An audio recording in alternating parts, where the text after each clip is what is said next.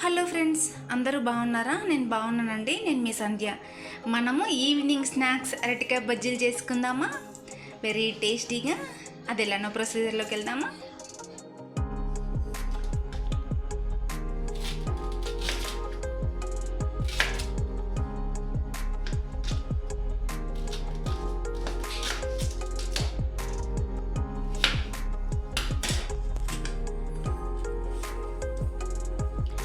చివర్లు cut చేసి ఇప్పుడు peel చేసుకుందాం.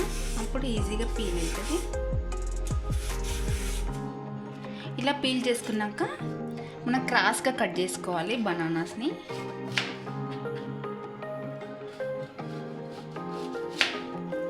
మనం శనగపిండి కలుపుకుందాం.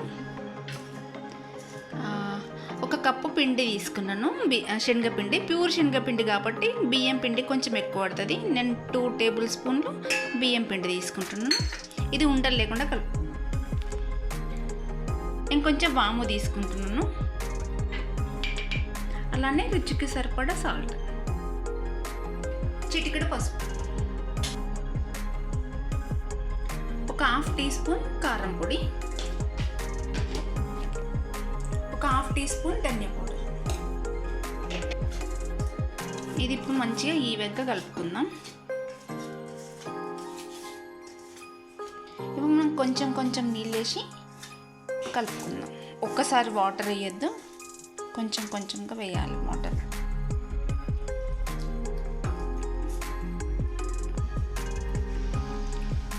ఉండలు లేకుండా ఇలా కలుపుకుందామండి.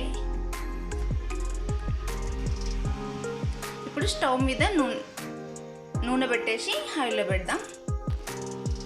ఆయిల్ వేడెక్కిందండి.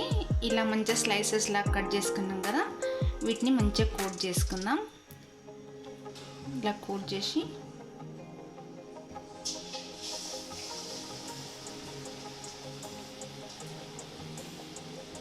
ఇలా వేసేసుకుందాం.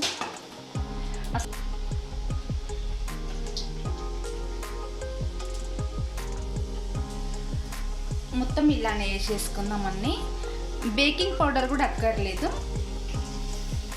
ఇప్పుడు స్టవ్ సిమ్లో పెట్టాలి. బజ్జీ వేసేటప్పుడు హైలో పెట్టాలి.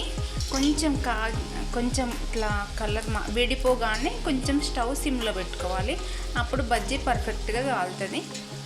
ఇలా మంచి కలర్ వచ్చే వరకు ఫ్రై చేసుకోవాలండి. ఇప్పుడు తీసి పక్కన పెట్టుకుందాం. ఇలానే అన్ని బజ్జీలు వేసుకుందాం.